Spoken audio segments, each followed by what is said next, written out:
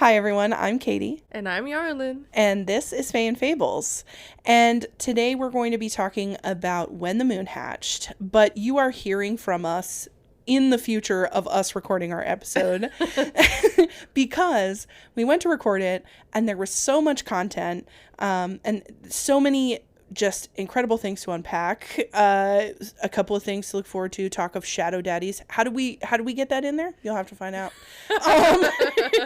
And other impactful themes. But we have so much content that we don't feel good about fitting it all into 1 week. Yeah. It was just, the episode was too long.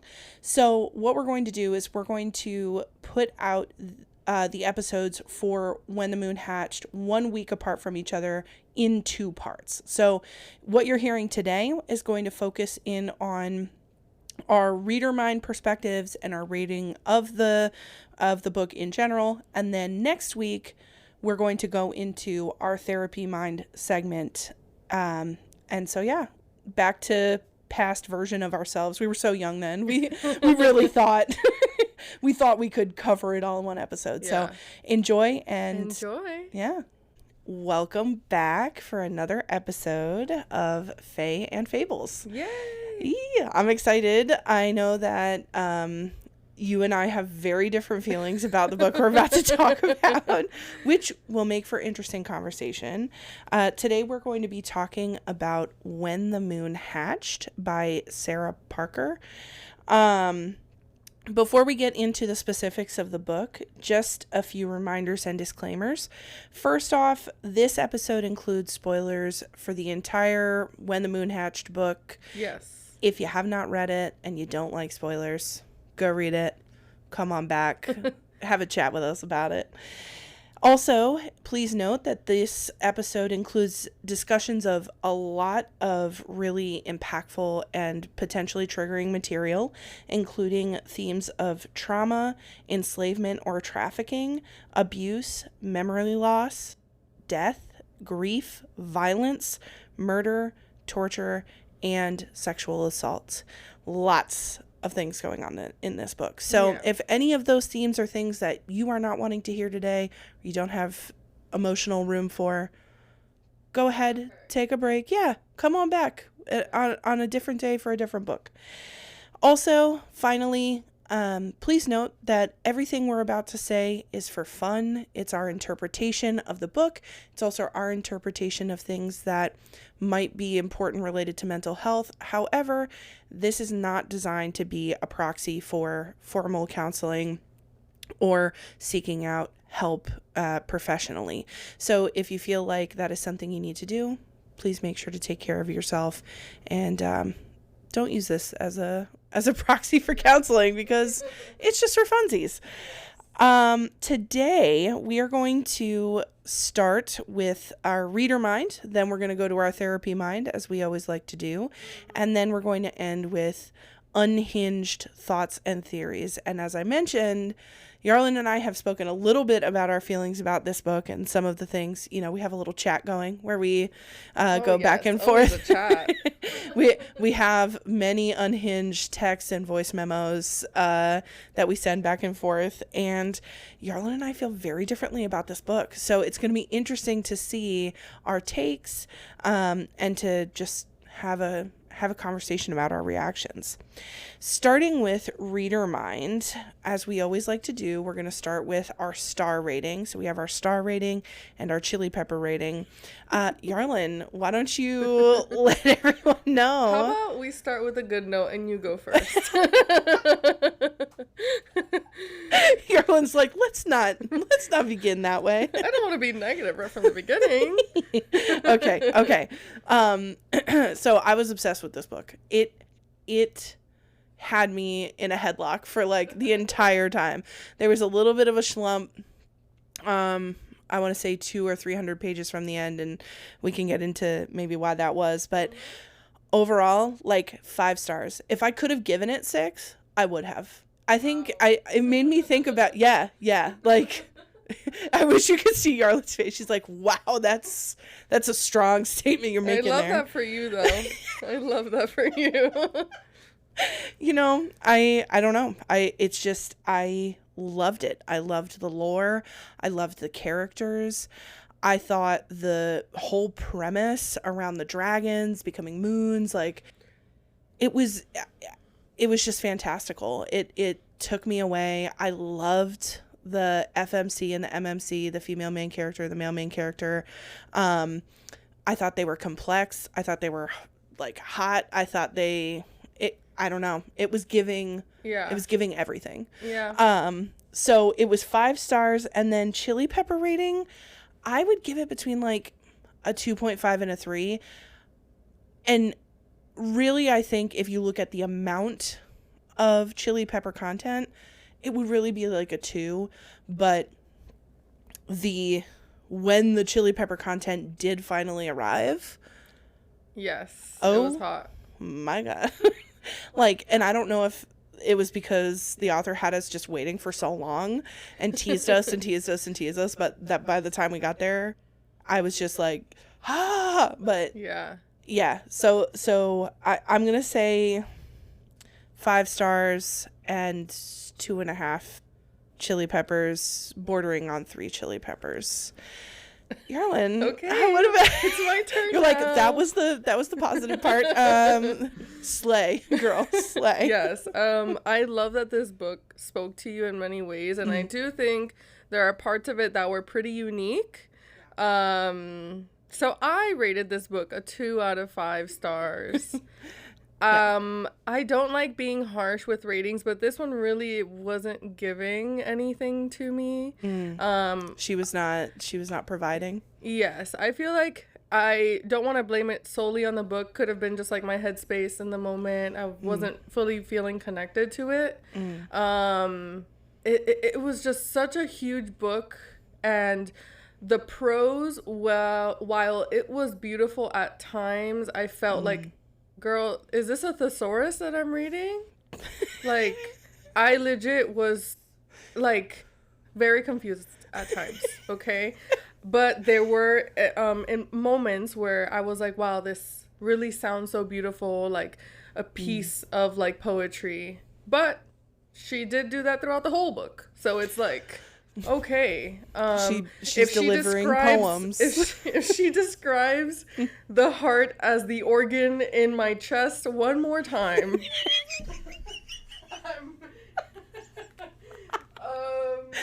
that's where I truly was not connected as much. Okay. So it was like a little bit of a try hard, but I do... I do think it was beautiful at times. It just wasn't for me. And that's okay. Oh, that's exactly why we have these conversations.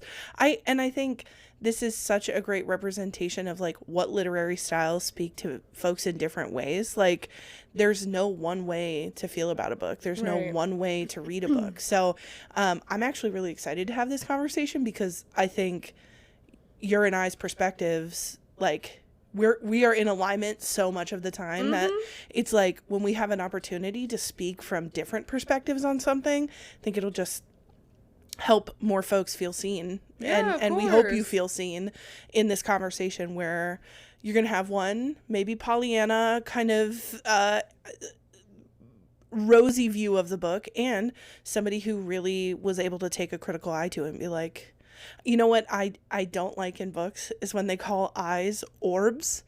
Like, when they're beautiful orbs. That was Did probably... she say that in this book too? Yes. There was a couple of times. Like, just say I. Yeah. There was a couple of times where we did get some orb content that I was that had me stop and be like, stop calling eyeballs orbs, please. Like, her glittering orbs. I'm like, okay. Yeah, it's like, again, I don't know if it's like it should have been run through the editing process another time. But I don't want to be negative, but again, hey, these are my thoughts, and this book really does have these mixed reviews, and because it's like hashtag a book talk book or whatever, some people may feel like, oh, like, why didn't I like this? It's super popular. But it's okay not to like a book that's Absolutely. very popular and that the mass like, Absolutely. For chili peppers, I gave it a 3 because the spice was good. She fed us little breadcrumbs throughout and then snatched some away. And then she finally gave us the big piece of bread. She served us a feast. Yes. I wonder if this, like, I wonder if Sarah has sort of an edging kink maybe, or something where she's like, ooh, we're going to give a little, and then we're going to snatch it. Yeah. I was like... it builds that tension. Yeah, it certainly did. It certainly did.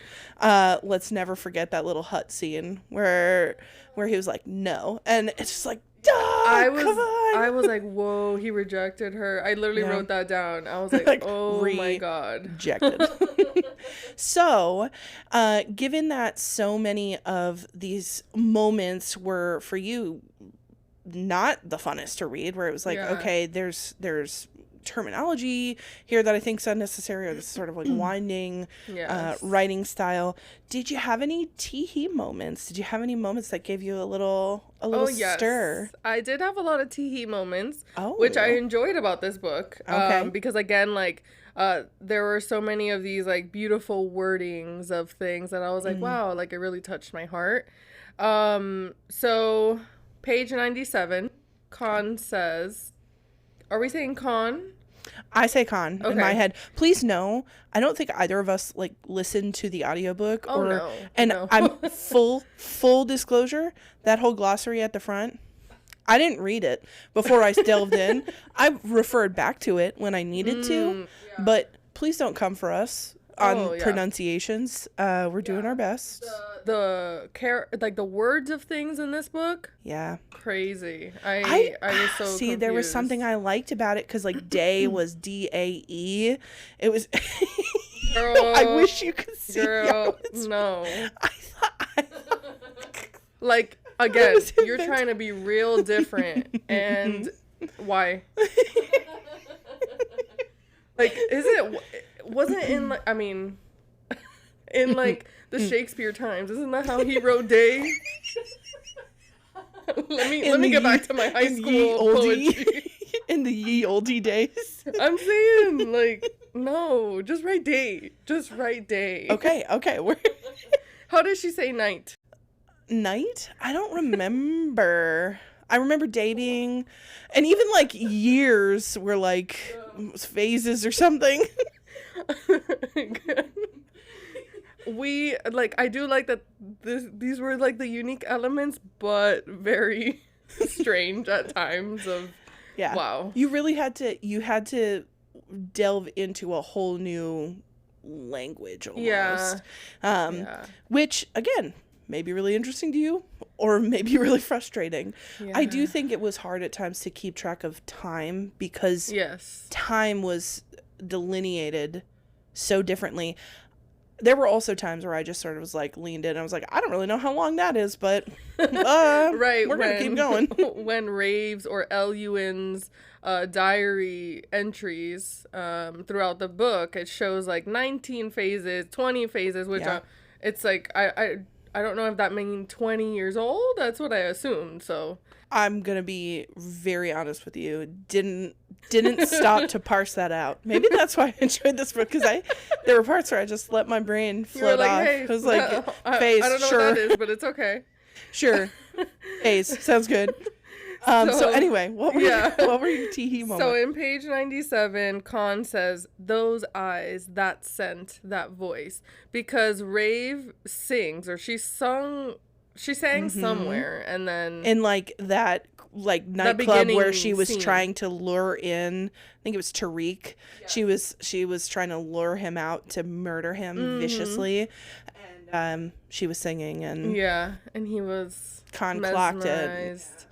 And honestly, they both are described like they're both sexy. Like they're both very beautiful. Like they're both beautiful, and they're in different ways, but like the way he's just sort of obsessed with her is and the way he talks about the way she looks is just, I don't know, entrancing to me. Yeah. And then another one is more of a funny one, flirty. So page 189, Rave, I think this is where Con wants, brought her to be healed after something happened to her back.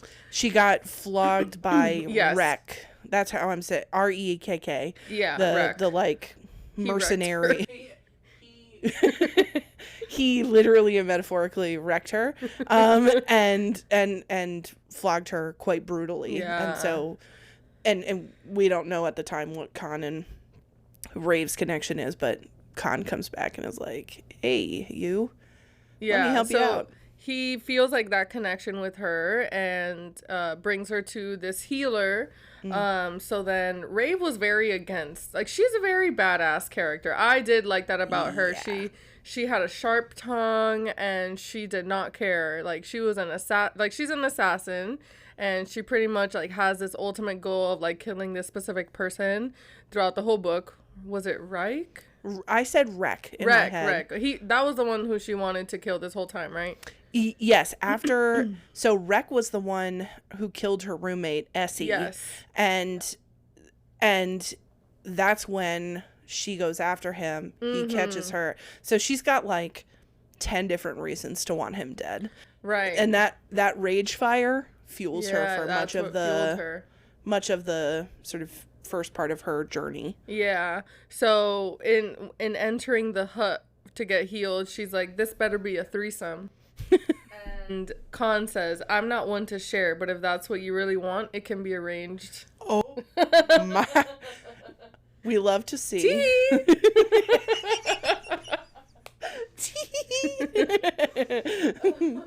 We love to see it. We love to see it.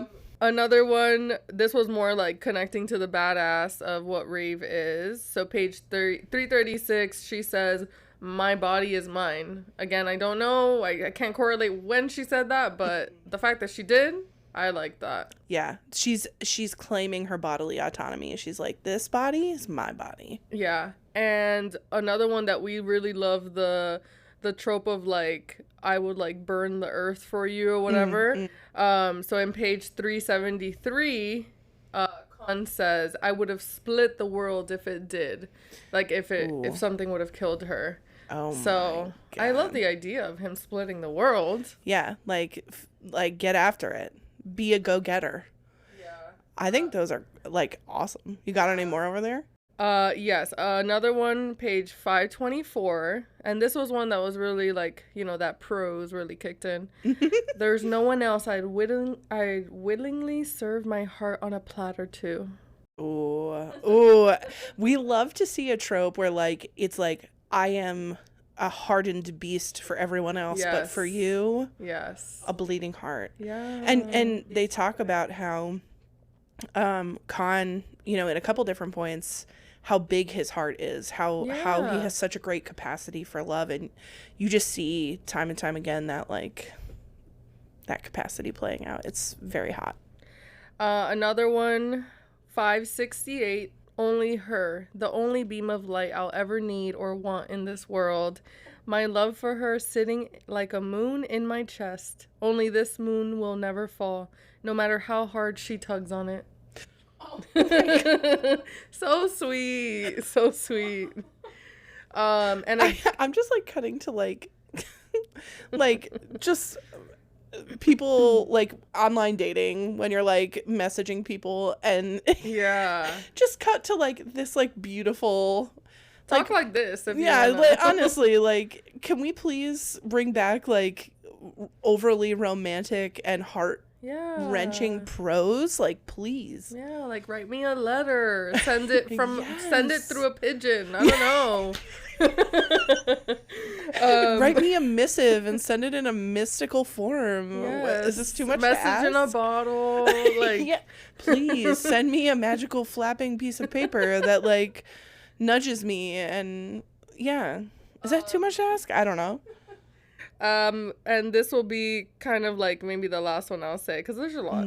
I was gonna say, for someone who did not like this book, yeah, you got a lot of tee-hee moments.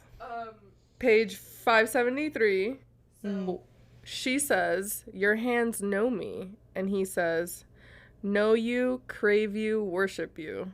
Oh, and this POV, like, I feel like Khan's POVs are always so beautiful. Again, the prose was kicked up and was very useful I like hearing this from a man's mind. I don't know why. Maybe I just like, I'm like, oh, okay, a man could think these beautiful things. It is possible. It is possible. If we try hard enough, it can happen. Yeah, so I think it's just like very swoon worthy. I think a lot of these moments, aside from being teehee, they were very swoon worthy. Yeah. And made me really like him as like dream like man. Well, and I think too, you see this trope a lot. I don't know if it's a lot, but you see this trope where the man falls first, or he's the one that's sort of pining, and she's the one who's pushing away, or sort of like not interested. Yeah, no. For some reason. For some mysterious reason. She keeps shoving all those emotions down into that icy lake. Girl, let's see how long that works for you. And I think it's nice. I think women authors like to write that trope because it's such a diversion from the trope of like the hardened man that like the woman is pining, or the woman is striving after the main male character. And to see books where that is totally flipped on its head, I think there's something about that. And again, this is very like cisgender, heteronormative, like there's lots of ways that these tropes can play out when you think about queer relationships or gender expansive relationships. But I think this sort of trope, it flies in the face of what I think many folks expect of like a pining woman and sort of this like broody, and I wonder if it depends on like whether the author is like a woman or a man. It is interesting to read fantasy written by women and fantasy written by men. I really want to read like Brandon Sanderson. Yes, because I want to see the way he does fantasy.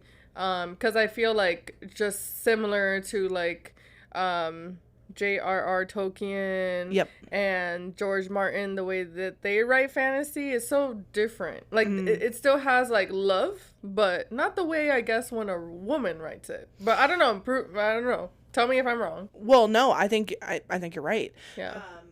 And we certainly, like, I think there's a lot to unpack with each one of those. The Game of Thrones series, the Lord of the Rings series. One that comes up for me is not too long ago, I want to say close to a year ago now, I read Pierce Brown's Red Rising.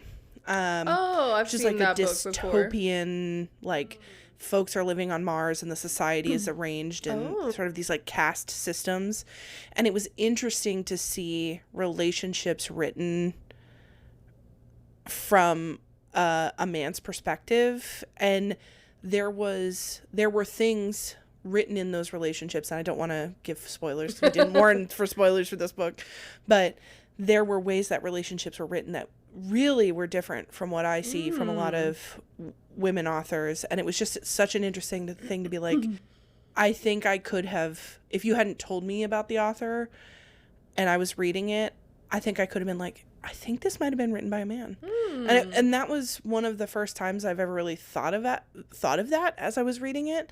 And that's not to say, like, I think Brandon Sanderson, I have not read any, but like he has a prolific following. I think he's he's really up there. That's why I'm interested. Yeah, and I think there are there are male authors and authors of any gender or sort of identification that can write meaningful relationships. It's just interesting to see how for some men the way the relationship is written versus how like a Sarah Parker or a Sarah J. Maas would write a relationship. And sometimes like I've seen that on social media where I mean, a lot of this was towards Henry Cavill because I love him. But people say, like, I've seen like comments or something, or like maybe the caption of whatever video it was, that it was like he was written by women. He was written by a woman or something like that. Just because like he's so kind and he's such a gentleman, and I don't know, he has like this particular thing that you don't see in maybe other men, I guess. Well, and I think even the way he plays, like, I don't know if you've seen The Witcher. I've seen some of it, But and I love that. I think the way he even plays, you know, brooding characters, there are a lot of tropes that unfold, I think, in that series that are Yeah, I very gotta read those books. attractive. I've wanted to read them. I have a hard time, like with Game of Thrones. I saw the show first, then I went to read the book. I had a really hard time getting into it because I was like, I know everything. Like, True. this isn't, there's no tension here because I know what's about to happen. And I only got through the first 2 books, and then I was like, I gotta stop. So, I don't have to stop, but I said, I'm gonna stop this for now. And I did not return. Anyway, so it's really interesting to see this con pining element. I have a couple of teehee moments, Yes, although tell me. admittedly not as many as you. Like, I only picked a couple, so I don't know what this says about me. But one of the things that I tracked across the book that I felt was really interesting was seeing how Khan makes Rave feel, like when he's in her presence, when he's interacting with her. And there's 2 things, excuse me, there's 2 quotes that really stick out to me. One is right at the beginning of the book, right when she meets him for maybe the first time. Okay. And then one toward the very end. And I think it really encapsulates her experience of him. So the first one, it's a little bit long, so you have to excuse me, but it's her description of him the first time she kind of gets a really good look at him. Okay. And she says, "My heart plummets, breath loosens. For the first time since Fallon taught me speech, I'm lost for words.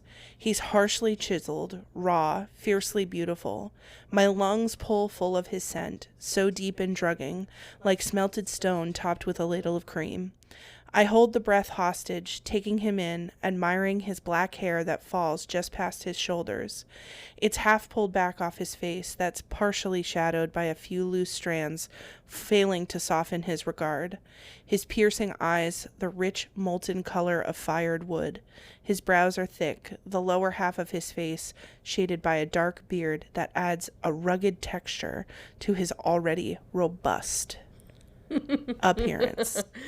I love the way she describes him. And I mean, I will say, I think this is why I really love characters who have this specific look.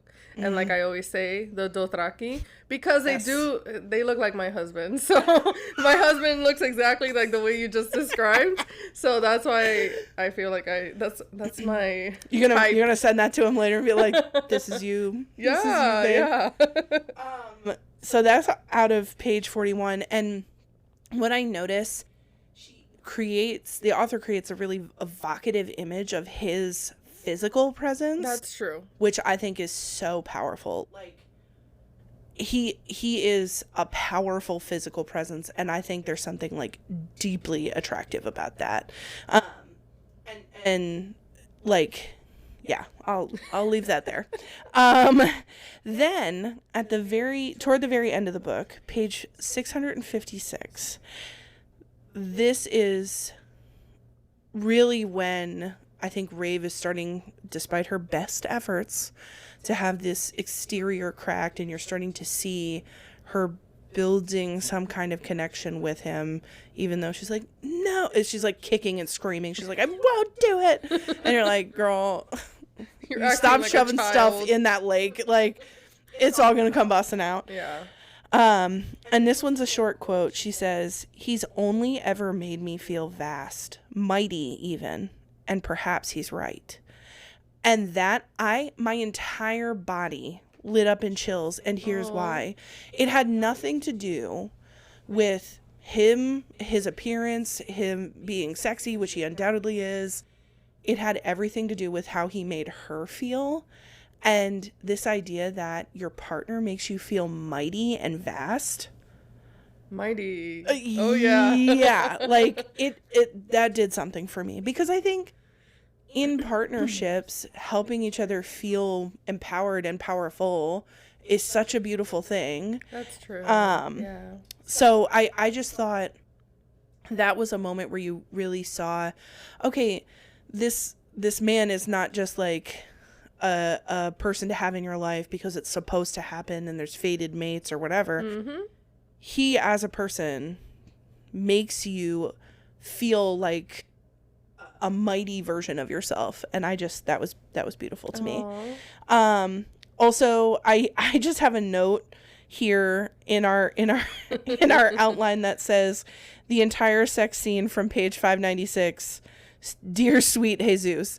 That whole thing, oh yeah, that's a tee-hee. I just like was the like whole thing is a tee-hee. Like I just tee-heed my way through that entire thing, and I think because it was built up so much, she had been fantasizing about it, it almost happened, then it didn't. Like, yeah, we received the feast in that chapter. We were given crumbs until we were given a feast. And I really like that after they have that scene, because Khan is a big-hearted person and like puts up with a lot from her. Like, and to her credit too, she's like, I'm not Elowen. Like, I'm not this person that you knew. I'm my own person. Like, she's dealing with so much. So like, you know, kudos to her for even being like at all entertaining a relationship when so much has happened. And he's very patient with her for the most part, I think, in sort of like sticking it out, and like she pushes him away, but that's okay. And then after this sex scene, he kind of is like, I'm done with you avoiding me. Like, sorry, I'm just, stop running. Like, and you know, recognizing that he turns a point where he's like, why are we playing this game? Like, we need to have hard conversations. Like, whether or not we're designed to be together, we obviously have a very impactful history together and as individuals, and like, we've got to deal with this. And I really liked that turn for him. Well, and then of course like Rex shows up and everything blows up, but I think that was a nice thing to see from him after like this long pining sort of vibe. So those are our tee-hee moments. We're gonna go through, I'm gonna take us through the general plot points, and then just along the way ask you how you felt, what you were thinking, all the beautiful thoughts you have about how much you loved this. So the book begins, I think, really evocatively with Rave on the mission to kill this guy who obviously deserves murder in this society. He is somebody who enslaves children, he assaults women, like, clearly he's bad a predator, guy. He's a predator, sure. Exactly. And Rave is there to kill him, which we find out sort of as the story unfolds.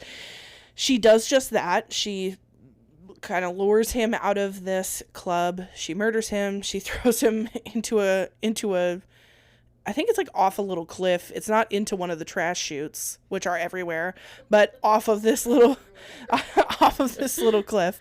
And in the process, and we don't know this at the time, she meets Khan, but he's this sort of shadowy figure. There's this immediate connection that they have, but she doesn't understand it. And they cross each other's paths on like a staircase.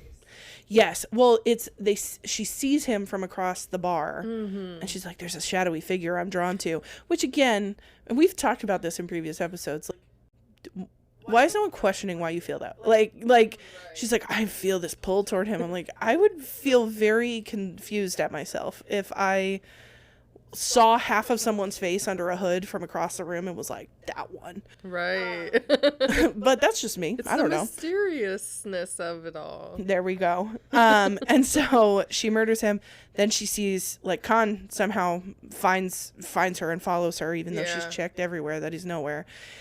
She puts a dagger to his junk, and she's like, I could just kill you right now. And he says his little flirty things, and then she's like, fine, I'll let you go because you're pretty, and I don't know why else. Again, against my better instincts, just gonna let you go because I feel like I should, maybe. And that's when she goes back to her apartment with her roommate named Essie. Also, please note that some of these names are nicknames that I've just given people because Okay. I don't want to delve into saying The the long pronunciation, name, so please yeah. no. But we meet Essie and Nee, who's this little like um, paper bird that sticks around. And at Okay. the time, Rave's like, this note is obviously like it keeps trying to come to me, but it's not meant for me. Yes. So it's like her little pet, and she goes back to her apartment. You get the sense that there's this like loving relationship between Essie and Rave and Nee, and then right when we're starting to feel comfortable, like there's some comfort in this terrible, terrible world. Where, by the way, Rave is sort of enslaved herself by this organization and by this person named Salim or Salem. Yes. That's when Essie comes home, knife wound in her gut. She dies. Rave burns the house down and sets out to try to find her killer, who is this mercenary named Rek. At that point, like we've started and these plot points have unfolded. What were you thinking about this first part with the murder of Tariq and meeting of Khan and then murder of Essie and she goes after Rek? I thought the beginning of her trying to find a way to lure Tyreek and, you know, that whole process and her singing, I thought that was cool. Again, I disconnected in that part of, like, her burning the house down. I did not remember that. You're like, wait, the house is gone? Yeah, I was, I don't know. It is interesting now that you kind of like talk about it of what happened. I'm along for the ride. I do like that, you know, she wanted to go and find this killer and, you know, she felt empowered to and brave enough to go do that herself. Yeah, I think one of the most interesting things about Rave's character is immediately upon meeting her, she is a violent person. She is violent. She is running from these parts of herself that like she does not understand. And in many ways she uses vengeance or revenge as a way to fuel her through the world. And I think one, that's not going to help you forever, as we see later. And it's interesting to see her as a character. We already arrive into her narrative. She's in process. She's gone through so much. She's sort of in this place that's where I almost feel like we arrive at the story in progress. Like there's so much that has already happened. Yeah. And we're dumped into this world and she is violent and things are happening. And so I like immediately I'm like, okay. Yeah, I'm like, what happened to her? It did feel like we were just dumped in like the middle of a book, which hey, I mean, I guess this is like the way for the story to be told in the beginning, but it definitely felt a little abrupt. I don't know. Maybe that was just me. I don't know. I was accepting it. I was like, all right, girl, take me to the trash chute or whatever. Throw me, throw me around. I don't know, but I'm here for it. I'm here for it.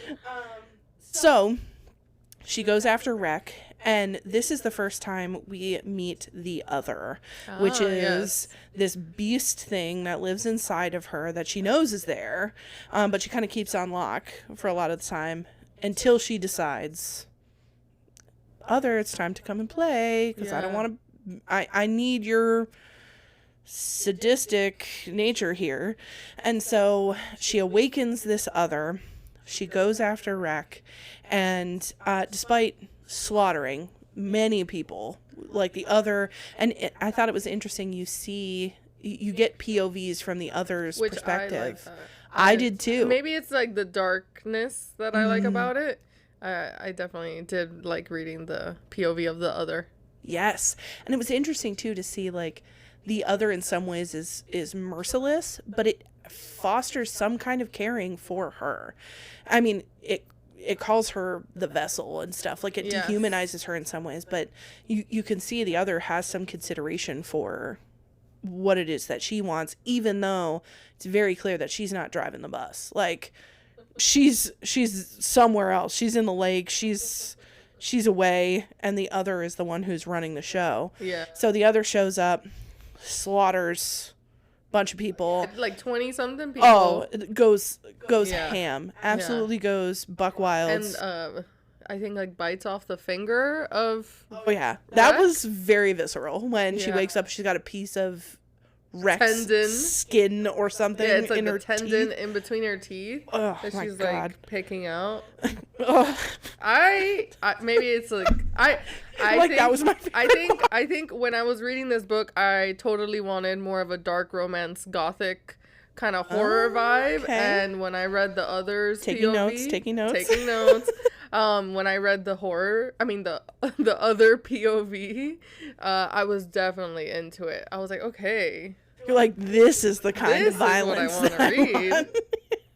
Yes. So the other takes over. She blanks out. She wakes up. She's in a cell. Yep. And Rek is there, and he's doing his villain shenanigans. He's like talking at her. He's like, "You're gonna tell me everything," and she's like, "I tell you nothing," because she's badass.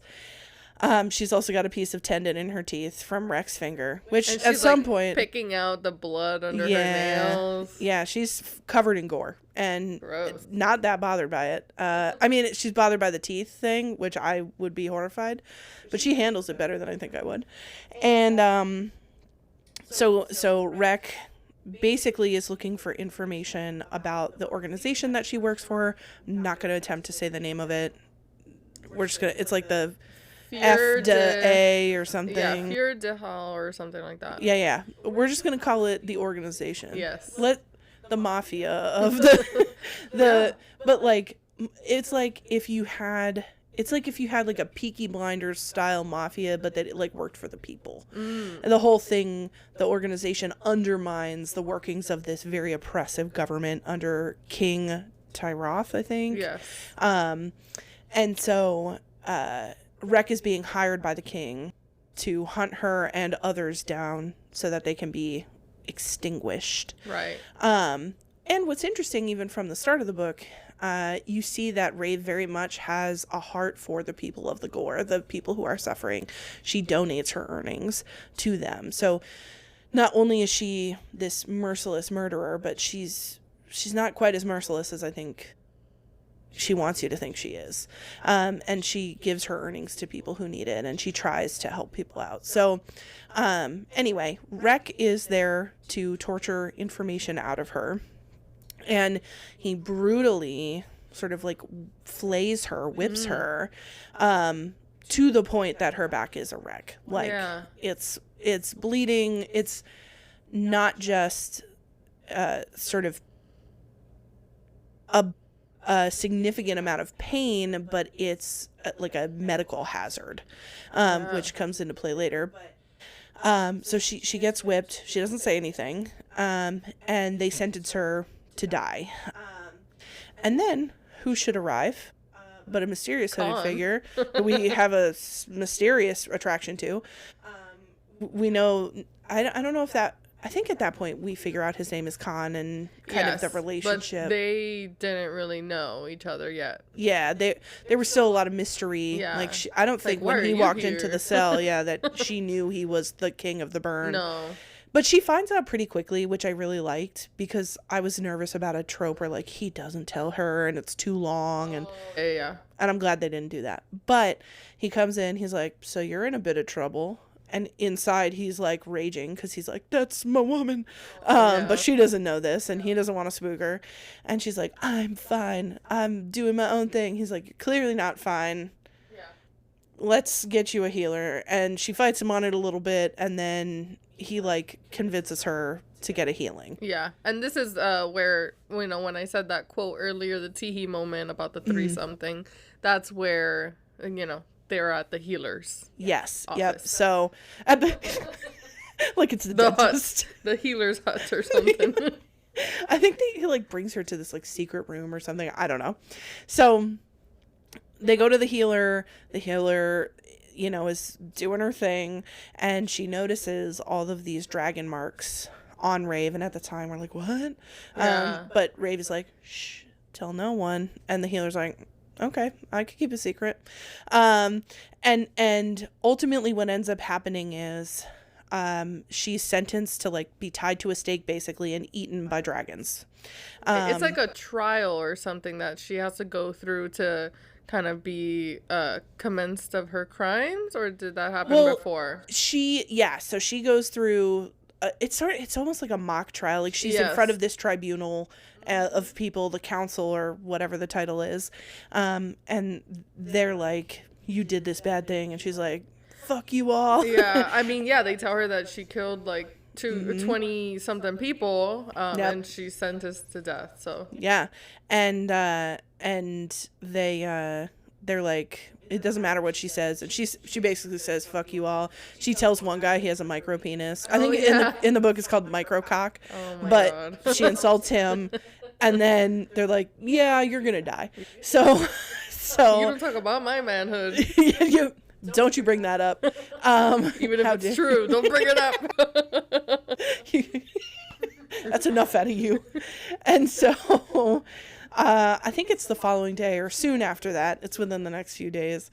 She's tied to this post, healed now, but obviously in a lot of trouble, and death is about to descend upon her. Yeah. What was your, like, how were you doing at that point? Were we still, like, were you, like, into it, or had the author lost you by that point? I was into it. Like, I was more connected with her when she was in the cell, and there was like this, it was like a creature thing or something in the cell with her. So I was into it when they were talking. And when she was at the post, I cannot recall what happens after, but something happens where she's not there anymore. So please enlighten me. I certainly can. So what happens then is who should bestow us with his present? Yes, this is when he shows up on the dragon. Yes, with his dragon. Again, whose name I'm not going to attempt to pronounce. But it starts with an R. It's Regith or something. Yeah. Our daddy dragon. I don't know. Fill in the blank there. Khan's dragon. Yeah, Khan's dragon. And his dragon is huge. Oh, he's ginormous. Yes. Swoops her up in the dragon's mouth. Yes, I remember now. And then carries her in his mouth, which I had more distress over her drowning in dragon spit than any, like, there were she was worried about that too.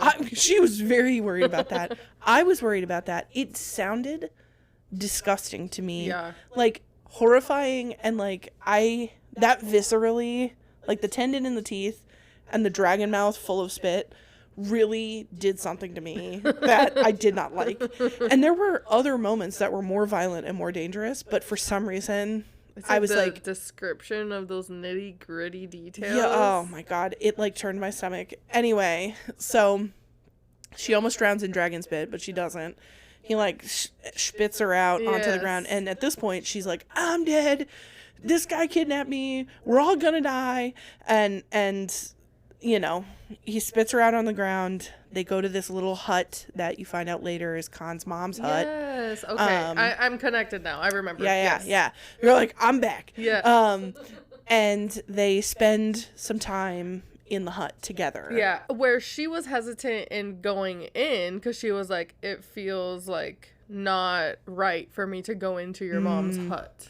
Or your mom's home. Again, another like very tender thing from her. She tries hard to be this like hardened person, and in some ways she very much is, but it's like the courtesy she shows, or like, you know, the honor that's shown to like Khan's mother. It's like, Rave. It's like, where does it come from? Well, and I think that's I don't think she recognizes it in herself. Right. There's a lot. I think she's dealing with so much guilt, remorse about, you know, what she's done, or, you know, like there are and she's fueled by vengeance, and there's all of these other emotions that are layered on top that I don't think she even sees her softness. That's true. She tries to pretend that it's not there, you know? Yeah, which I think Khan loves to point out and be like, you're not as hardened as you like to make people think you are. So at this point, like, did you have any thoughts? Did you have any theories? What were your main concerns when they hit the hut? I really do like that he came and like swooped her in and saved her. I like that.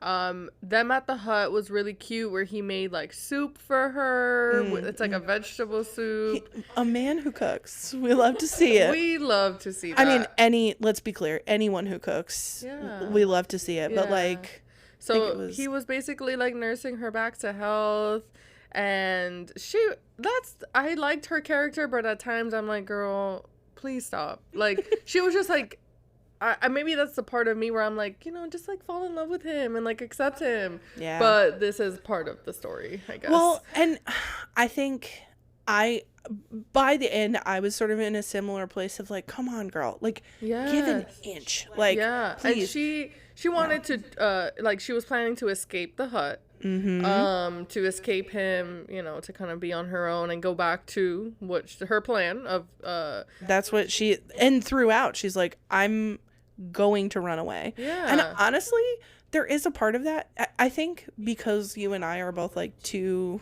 regular people who are like not walking around with like this immense amount of like unknown and I don't know, high stakes stuff. Yeah. I think I had to grapple with myself about how much patience do I have for this, because like to her, everything is life and death. It's like anyone she gets close to dies. She has evidence for that. That's true. And so I was in that place as well. I'm like, come on, please just like lean into him. Open your mind a little bit. Open it up. But she just watched. She's had Fallon die, who was the person that was closest to her. She just had Essie die. Like, she has compelling reasons that I think we can empathize with and be like, come on, like, please. Yeah. So so I liked the hut scene. I was when she was planning on escaping, I'm like, okay, you think you're gonna get far, but what did you think about when they were like getting into it? Oh yeah, and she was like, I found it so funny how she was like trying to sneak away, and then she saw him on the sofa. He was like naked but yet covered in like a fur. I'm like, yeah. And then she describes how in some parts, or like wherever he's from, like the burn, right? Yeah. So that being naked is a welcomed thing. Yeah, it's like a normalized, and a nudist colony. Now that I'm curious what he was wearing before. What was he wearing? Well, I think it was like his flight leathers or something. It's always flight leathers. The leathers. That's what it is. Because I think his outfit was never described. And maybe that's just me wanting more detail. I feel like I don't remember a description of his outfit, but it's always his like fit. He didn't do a fit check, unfortunately. We couldn't. What is it they say? Slay per boots the house down, or whatever. Yes. Guys, we are Gen Z-ing this like ye old book right now. Not Gen Z. We're not Gen Z. Listen, I don't know. I'm a millennial. Me too. Okay. Can we? We're just masquerading right now. We don't know. We're millennials who kind of want to be in the Gen Z world. Maybe not so much. I would say I'm on the young side of millennial. I'm cusping millennial and Gen Z. But I definitely am the millennial. Which means that me saying slay per boots the house down is not my normal vernacular. I feel like I do slay, but the others I don't say too much. Yes, queen, I say that all the time. Yeah. Anyway. Yes, so she walks in. Outfit. She walks in, she says, slay. She's like, yes, slay that fur. Per boots, mama. So she escapes. She ultimately ends up escaping. Well, but don't skip over the most important part, which is she sees him. Oh. She's gonna kill him. She has a knife to his neck. Oh, and wait, then, that's right. Yeah. Yeah, and then she's like, wait a second. This man's sexy. Maybe I don't kill him because he's so sexy. And then he like, his eyes like boing open and he's like, what up, girl? He's like, I sense you. Oh. And then they start getting frisky. And then she says something to the effect of, yeah, let's just have this mean nothing. Like, this is just like a physical thing. And he's like, no. Not with you, girl. Not. No. He knows his boundaries. He's like, it can't be nothing with you. I do like that he had that because I feel like he could have maybe as another character, he could have been like, okay, yeah, sure. Just because in the heat of the moment, that's what I want. He was strong enough to say no. He said, no, thank you. Well, and that's so, I was very proud of Khan in this moment. And I think it was telling of his character that he wasn't, because I've seen in other books where like a woman, and I'm thinking of a particular book, but I'm not going to say which one because we didn't warn you of spoilers. Okay. I just mouthed it. So you know what I'm talking about.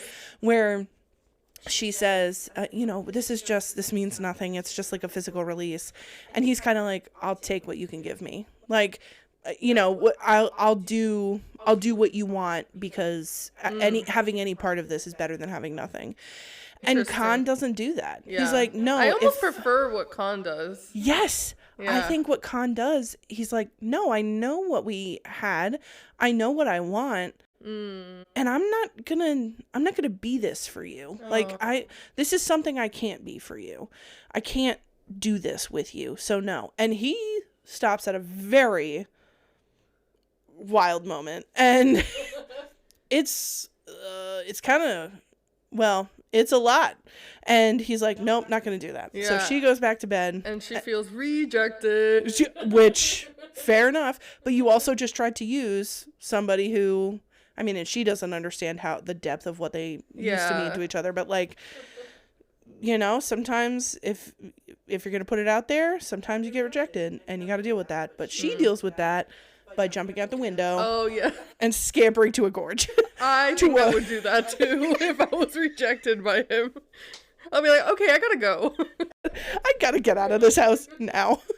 So she goes down to a gorge with a raging river. And either, I don't remember if she falls in or she like swan dives in, but she gets in that river.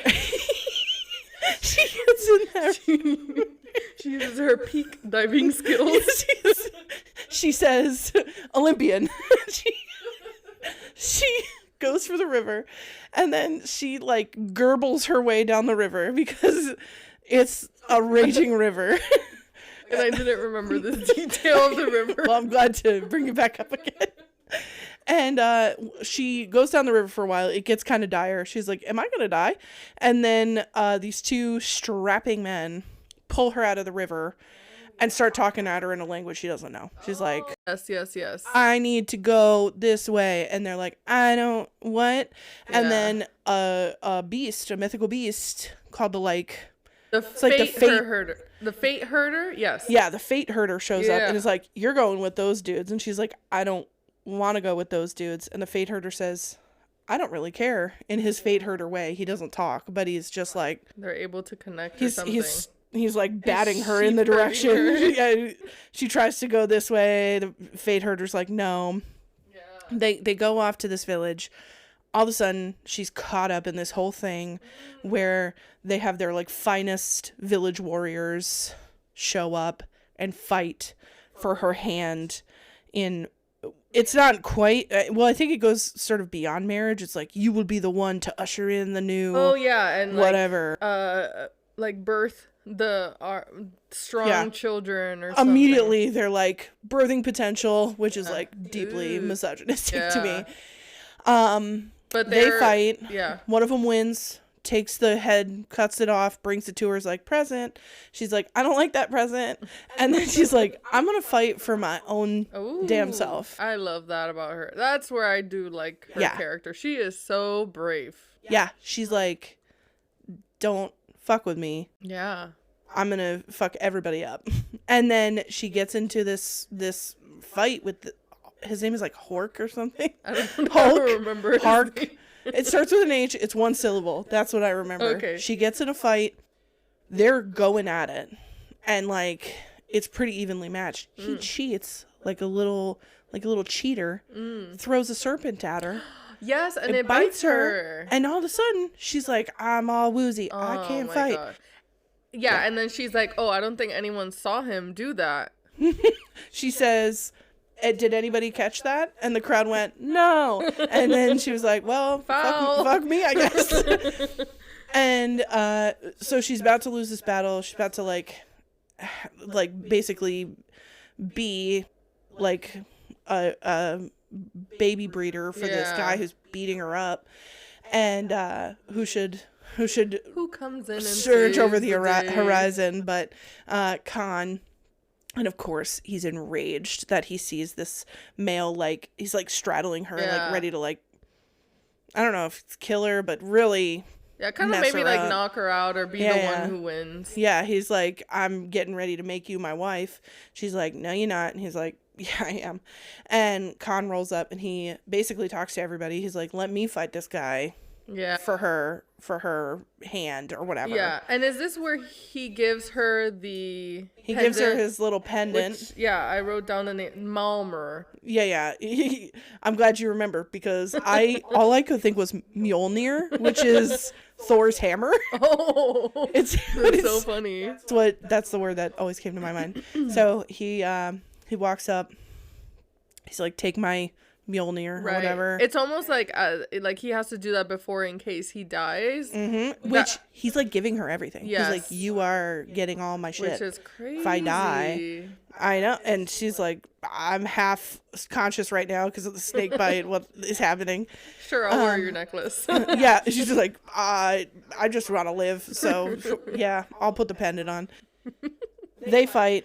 He wins. He scoops her up as she's like losing consciousness. He scoops her up in his strong Connolly arms and like carries her to his stronghold, where she meets this whole cast of characters, including Vea, who is Khan's sister, Pytok, who is we could say Piddick, I guess. P-Meister, who is his like friend. He's got other friends. He's got healers and all this kind of shit. And she starts to get more information about her past and kind of put the pieces together. Right. So like, do a little check-in. What were your thoughts at this point? Like, were you this was like, all right, I'm gone? Or no, I was connected with this part. All right. Because I was interested in that, like these random people that come and grab her, and then in this whole fight scene, and Khan was saying that that's where he was there before, like he had to be like a soldier or something there for. So I thought that was interesting, and maybe that's how he was able to swoop in and, take over that fight, is because of his previous relationship or like previous experience there, I guess. And I like when he brought her to more of his people. Was it like another little like village where his like sister I think I pictured it as like the stronghold kind of overlooking the town or city where it was attached to. Right. So they like walk around. She goes to the quill place. Quill. Yep. And she meets somebody who reads minds, and the guy's like, do you want me to like tell you what's underneath all that stuff you're hiding? And she's like, absolutely fucking not. And she basically is getting more information. Khan takes her to see basically what was her dragon, who like was a moon plume, right? Moon plume, yeah. And the moon plume's name started with an S. I can't remember the Sartok. That's another character from another series. I thought it was Sarome. Was it Sarome? Or was that I don't remember. Else? It's an S word. It is. We're really hitting it with these names today. S dragon. Yeah. We're gonna call her that. Had become a moon, came down, shattered, and Khan had collected every shard of her dragon and brought it sort of as this shrine. Yeah, because you might like expect, fossilized. Yeah, as you might expect, this is a lot for Rave to take in. Like, he's like, let me show you my like the heart dragon. shrine of your dragon. And she's like, what is going, like, and I think honestly she has a good point, that she's like, listen, I am not that person who you knew. I can't be her. Yeah. I'm totally different now. Even though I am, it's like I'm in the same body. I'm doing the same, I have this cohesive timeline. Whoever you fell in love with is not who I am now. And I think that's such a valid point of like, yeah. I think Khan has this expectation, or and I don't even think he's aware of it, but like he has this expectation that like she's gonna be Elowen, and it's like, I'm not her anymore. Yeah. And like you have to square with that. And it reminds me a lot of the movie The Vow. Have you watched it before with Channing Tatum, Rachel McAdams? I feel like I've seen snippets of it. Right, so it's like the premise of like that, they get into a car accident, she has like total memory loss, and they had this like nice love before, and it's like similar of like, you don't remember who this person is, who was your husband, and it's like the acceptance of it is really difficult for Channing Tatum in this case, and at some point he has to kind of let her go and figure a way, and they come back together. So similar to kind of this story in a way. Well, I think it feels similar to me in that Khan, and again, I don't think he never says this. I don't think he even realizes, or I wonder what the author's going to do with it, but he has to contend with the fact that Rave is not Elowen. Yeah. Like there are similarities, obviously, because it's physically the same person, but like you are not going to have the same experience that you had with Elowen with Rave. And so what is that like to basically grieve a person who's still here, but it's not this person that you knew? And so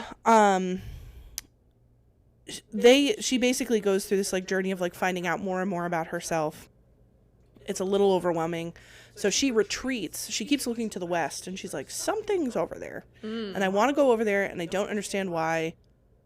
But I'm going to go over there. In the jungle. Yes. Yeah. I'm going to go over there before I hightail it out of here to go kill Rek. Yeah.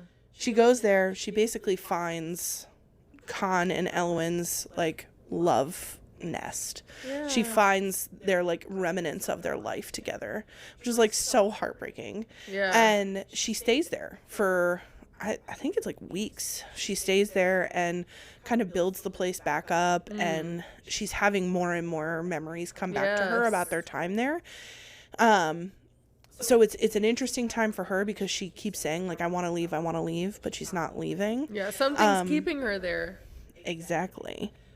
It's probably the bonds of true love, but we're not going to talk about that. We're going to shove that under the ice lake, which we keep referencing this ice lake. She, over and over again, anytime she has a feeling, she goes to this place in her mind.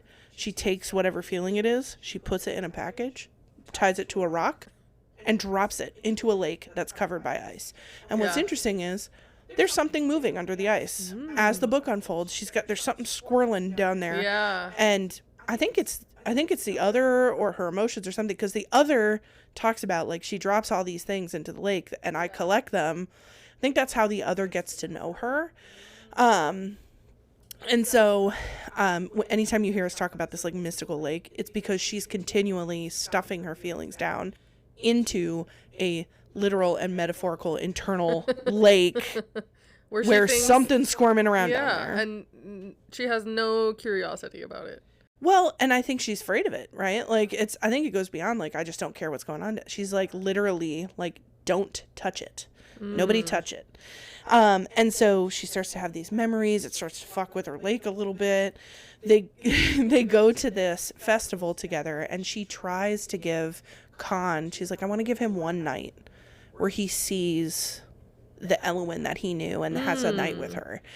And that leads to the best banginest sex scene of the entire book. And they come together and have some really, I wouldn't even say complete conversations, but they start to have conversations around what's between them, and things start to loosen up like between them, I guess. I think the memories help her with connecting that.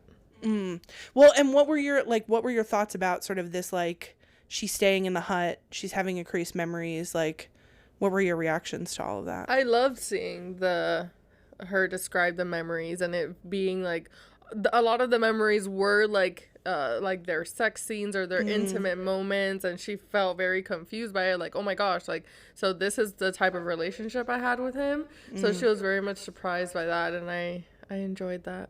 Yeah, it was like us getting little sexy moments without actually the sexy moments happening in the present, but it gave these little like teasers for what they were going to be like when they were together. Can you imagine, like, you just having these flashbacks in the middle of a day? Well, and like what kind of memories are stored in the body, right?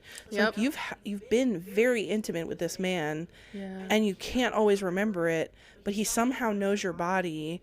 Like, I'm assuming very startling to be like, he knows me and I somehow know him, but it's outside of my conscious awareness. And so like, how is my body reacting in ways that I don't even totally understand? Why do I feel this immediate pull toward him? Yeah. And I don't understand it. And her even being in this space has her wanting to journal like how she used to, like, write in her diary. So I like that was a connection. She's like, for some reason I want to journal.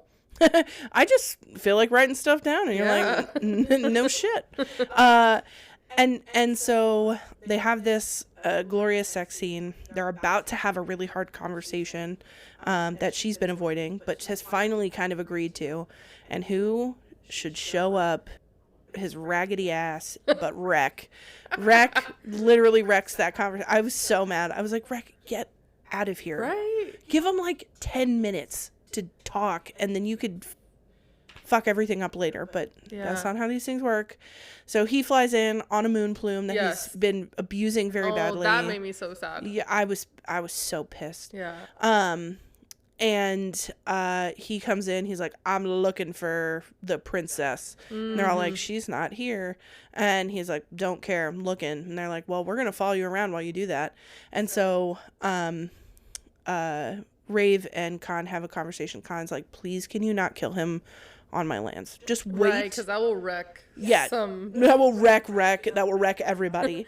The treaty or whatever. Yeah, please don't. Like, just wait. You can have your vengeance. She makes him promise he won't kill him. He's like, I'm not going to do anything. Just please don't do this and create a war that I can't win. She's like, fine. So she's healing the moon plume. They're following Rec around. He doesn't find the princess because she's not there. Rec leaves. And in the last segment of the book, several things unfold that leave us to, like, where we are presently. Which is, Rec goes to this random inn, and you see from his perspective, and you can see he's an absolute asshole. Just like asshat. Yeah. And violent person and terrible. Yeah. And then you see from the other's perspective as the other comes in, slays him. And what was interesting about that to me was that the other's like, yeah, she really didn't want to, like, she was like, my host was struggling against my control. Like, I wondered if Rave willfully relinquished control or if the other just took over. I feel like when I think of a host and like a demon or whatever type of thing is inside, I think a lot of times the demon takes over versus the host being in control. Well, and that's where I wonder, like, in the first part of the book, she calls on the other. She's like, I'm relinquishing it. But the other mentions, like, she sort of, I don't remember how the other termed it, but, like, she basically fought the other's control. So I wonder if the other's it's sort of starting to flip where she had control over it, and now I wonder if she does. And do you have any theories about what you think the other is?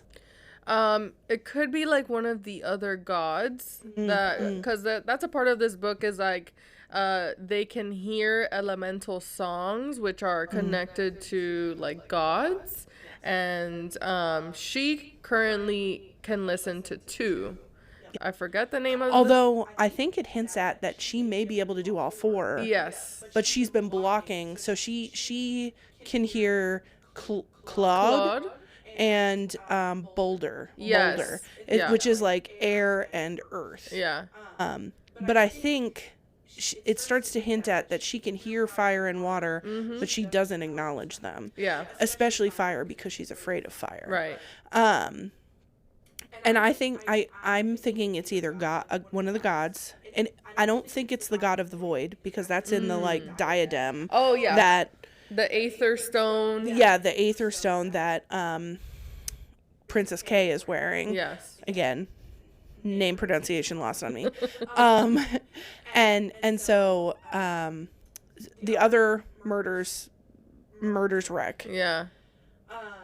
And then at the very end, Vea, who, if you remember us talking about her a while ago, is Khan's sister, goes to the Gore, finds to Tyrith's castle, finds the Diary of Elwyn, reads the Diary of Elwyn. By the way, Elwyn's story is sort of playing out across the book as well, her diary entries. Yeah. So we're, as readers, finding out more about her. And at the very end, you find out that Princess Kay is actually Khan and Rave's daughter. Yes. And that note at the very beginning that Rave received that said, "I need you," is from her. Oh. And if you remember from the beginning, Rave writes, "No, you don't," and sends it back. And so at the very end, Princess Kay gets the note back. Mm-hmm. And you don't see her open it, but you know that she's going to read, "No, you don't." Yeah. Therefore, and I wonder if Princess Kay had sent that out thinking that her mother was dead and was just like, "I need you." Like you know when you Right. like write a letter to someone who has died, Yeah. like you just say, "I need you." Yeah. And then sort of sent it off, and I wonder what her reaction is going to be to getting it back. But second thing we learned about where Princess Kay is that she is with the Scavenger King, Yep. who's a fourth brother, the half brother Yeah. of Khan, Tyrith, and the third king, who I don't remember their name. And that he's the one who tortured Rave. She's he calls her Firelark. Yeah. She's his Firelark. That's why she's afraid of fire, because she was tortured at the hands of the Scavenger King. Yeah. Now he's got her daughter. Rave and Khan don't even know they have a daughter. Yeah. I wonder how he got her though. Well, and that's what Yeah. I don't. We'll don't maybe freaking find know. out more in the next book. Well, and a couple other interesting things is the Scavenger King has a thing against Khan, which I don't really understand. They sort of briefly go over it. And the Aether Stone is the god of the void, and that Princess Kay is in love with the god of the void. You Yeah. see that in her meeting with Khan at the very beginning of the book. And so it's like all of these things are coming together simultaneously, where it's like, and you're having these like, oh shit moments. It's like, oh shit, she's with the Scavenger King. Scavenger King is the one who tortured Rafe. Like, it's all, you know, and like the numbers are like flying in front of your face. So that is the story. Yeah, that's how it ends. If you feel like there was a lot in there, that's because there was. It's a hefty book. It's like an 800-page book. Yeah. So I'm curious, what thoughts and theories do you have for the future? Like, what do you think is going to happen in the next book? Which I know you're going to be so stoked to read when it comes out. I mean, I'm still going to read it because I want to see if it grabs me a little bit more. I do want to know more about why Rave's memory was erased or smudged, as they call it in this book. I want to know if it was something on purpose, where it was like in order to protect Princess Kay or Ni, because that's something that comes in the last page of it. Describes like she turns over or something like that, and then the word Ni is written on her belly. Well, no, that's so do you remember the note she calls? That little note that says "I need you," she calls it Ni. That's what it's like her pet. Okay. And so when the note comes to you, all you see is Ni. Oh, okay. And so it's just the little just a paper note on her bird. belly. Not on Kay's belly. It's on the belly of the note. Oh, okay. Because I was like, wait, The is metaphors. it tattooed on her No, belly? no. It's confusing. the belly of the paper note, which you know, given the like artistic stuff. Right. You're like, yeah, but on a real level, notes don't have bellies. Okay, thank you. Please. So in page 658, it also is talking about how she was pregnant with Khan's child, but is bonded with Tyruth to keep her family line. So I was confused about, can Khan not have children, or what was, because that's something that's described where it's like she was bonded with Khan, but then she was also bonded with another. And another quote is, there is another one where it's talking about like someone else needs you, so you need to kind of get your shit together because there's someone else that needs you more and won't be able to put up with the type of relationship that you have.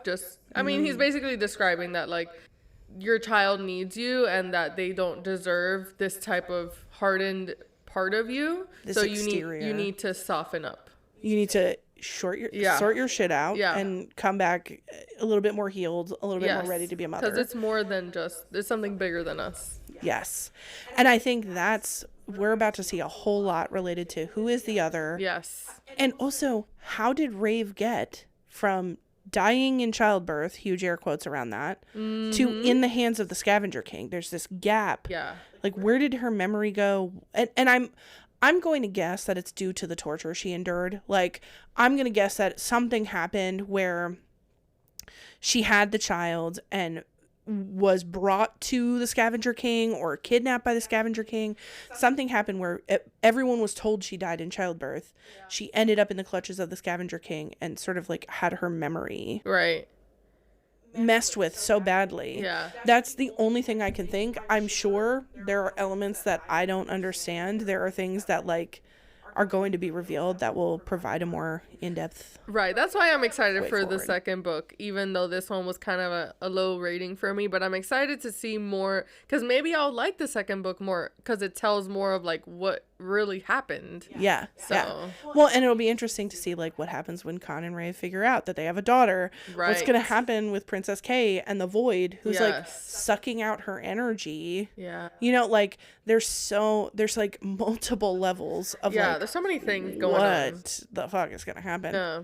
And very, very unfortunately for both of us, it was going to come out in October 2025, but the author you sent me. I literally was so destroyed when you sent me that. The author Sarah released that she will be releasing it in 2026, and the reason that she said was because of the writing or like needing more editing and things like that. So I wonder. And she said it was a hefty book. Which... I'm already rolling my eyes with this one. I'm like, so something to look forward to. Yeah. And that's the thing. It's like I've read books with this type of page count before, and I have not felt this way. So I feel like it's just specifically the way this writing is. But either way, I'm going to read it. Sarah, don't worry. Sarah, if you're listening. I will read it. So we're going to go ahead and take a little break. And when we come back, we are going to delve into Therapy Mind. Woo! So that is going to be the conclusion of part 1 of When the Moon Hatched. Please make sure to tune in next week for part 2 when we go over our Therapy Mind takes on this book. If anything that we talked about today was really impactful or triggering, please make sure to take care of yourself, seek out care, and as always, this is not a proxy for formal mental health care. We're just doing this for fun. Have a great day, everybody, and we'll talk to you soon. Yeah, check out our episode next week, and we'll see you soon. Yeah. Bye. Bye.